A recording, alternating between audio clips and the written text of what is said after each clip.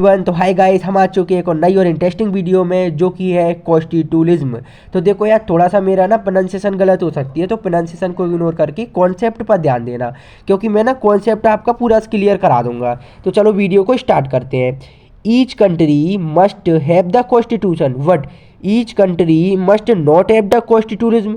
अब इसका क्या मतलब है? देखो गाइस, हर देश के पास कॉन्स्टिट्यूशन है पर हर देश के पास कॉन्स्टिट्यूशनलिज्म नहीं है। इसका क्या मतलब है?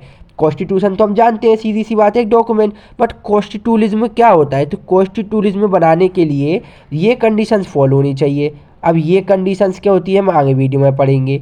तो चलो वीडियो में आगे बढ़ते हैं। तो देखो guys, a constitution would be said to have constitutionalism if, यहाँ पर इफ़ पर ध्यान देना, if incorporates the following concept, मतलब जब ये कॉन्सेप्ट से फॉलो होंगे तब तब कॉन्स्टिट्यूलिज्म कहलाएगा। अब कौन से कॉन्सेप्ट फॉलो होंगे वो यहाँ पर दिए हुए हैं। तो देखो गाइस, सबसे पहला कॉन्सेप्ट है अ कंट्रोल और लिमिटेड गवर्नमेंट। इसका क्या मतलब है गाइस?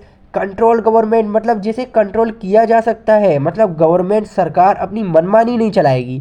अब देखो, सरकार अगर मनमानी चला रही है, जनता की सुनी नहीं रही है, तो फिर क्या होगा? ऐसे में तो जनता परेशान हो जाएगी। तो कंट्रोल कैसे करेंगे? वोट के थ्रू। सरकार मनमानी कर रही है तो सरकार गिरा दो। तो मतलब ये कह सकते हैं कॉन्स्टिट्यूलिज्म के अंदर हम कंट्रोल कर सकते हैं गवर्नमेंट को। इसके बाद दूसरा पॉइंट है इसमें रूल ऑफ लॉ।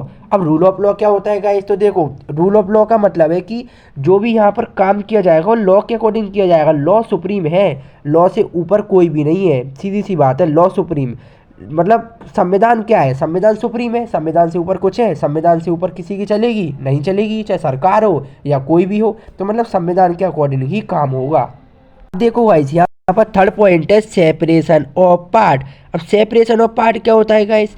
मतलब सेपरेशन ऑफ पार्ट मतलब लेजिस्लेटिव, एग्जीक्यूटिव एंड जुडिशरी। सीधा सा मतलब है कि ये अलग अलग पार्ट में डिवाइडेड है। हम जानते हैं लेजिस्लेटिव, एग्जीक्यूटिव एंड जुडिशरी तीनों के अपने अलग अलग पार्ट है, ठीक है। अब तीनों अपना अपना काम करते हैं। कैसा काम करते हैं?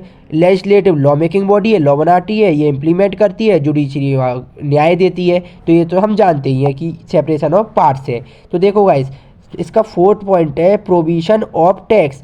अब प्रोविजन ऑफ टैक्स क्या होता है?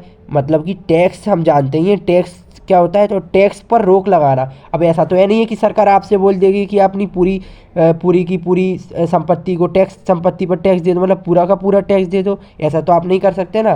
तो मतलब हमारे पास एक कॉन्स्टिट्यूलिज्म के अंदर ये राइट होता है कि सरकार एक लिमिटेड ही टैक्स लगा सकती है। अब देखो गाइस, नेक्स्ट पॉइंट है हमारा प्रोविजन ऑफ अनलॉफुल डिटेंशन। मतलब कि अनलॉफुल डिटेंशन नहीं कर सकती है गवर्नमेंट। अब अनलॉफुल डिटेंशन क्या होती है गाइस? तो देखो, अनलॉफुल डिटेंशन का सीधा सा मतलब है कि कोई भी लॉ के अलावा कोई काम नहीं कर सकती है। जैसे जो भी काम होंगे वो लॉ के अकॉर्डिंग ही होंगे। जैसे कि किसी ने कुछ किया ही नहीं है, कोई क्राइम नहीं किया या कुछ भी नहीं किया, तो आप उसको कैसे अरेस्ट कर सकते हो? वो तो अनलॉफुल हो गया ना। तो अनलॉफुल डिटेंशन नहीं कर सकती है। इसके बाद हमारा नेक्स्ट पॉइंट है इंडिपेंडेंट जुडिशरी। तो देखो गाइस, इंडिपेंडेंट जुडिशरी क्या होती है?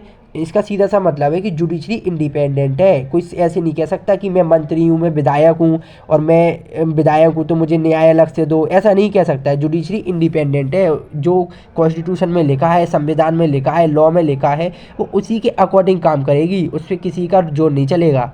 तो नेक्स्ट पॉइंट है हमारा फंडामेंटल राइट्स। तो देखो भाई, जहाँ पर फंडामेंटल राइट्स है वहाँ कॉन्स्टिट्यूलिज्म है। अब फंडामेंटल राइट्स ही नहीं है तो क्या मतलब उस देश में कॉन्स्टिट्यूशन के होने का?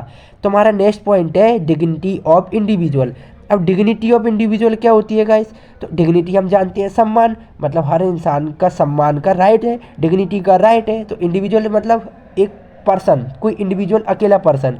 इसका सीधा सा मतलब है गाइस, हर एक इंसान का सम्मान का राइट है। तो गाइस, आज की वीडियो यहीं पर एंड करते हैं। नेक्स्ट वीडियो की लिंक आपको डिस्क्रिप्शन में मिल जाएगी। और वीडियो अच्छी लगी हो तो लाइक कर देना, चैनल को सब्सक्राइब कर देना। तो थैंक यू गाइस।